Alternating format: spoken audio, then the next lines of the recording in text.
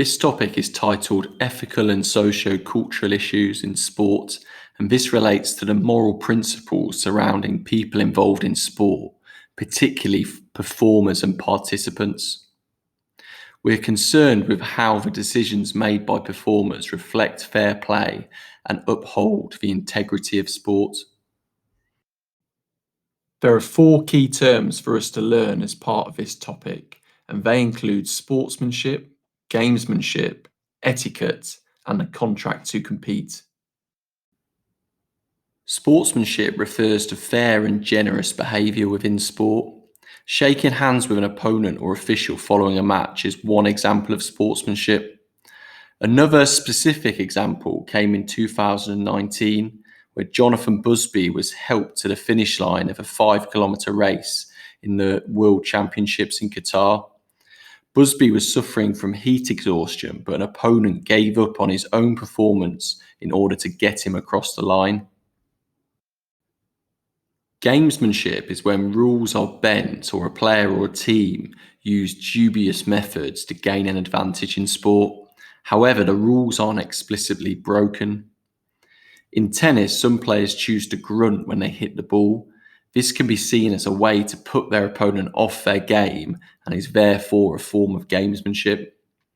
Players in football sometimes time waste by dribbling the ball into the corner of the pitch towards the end of the match. This is another example of gamesmanship. Etiquette links closely to sportsmanship and is usually observed by everybody who takes part in sport. Being polite and gracious in both victory and defeat are examples of showing etiquette in sport. Shaking hands at the end of a match or event is seen as customary and is a sign of good etiquette. The contract to compete is an unwritten code within sports where participants agree to do their best, to strive to win, to play within the rules, and to do this with a degree of sportsmanship.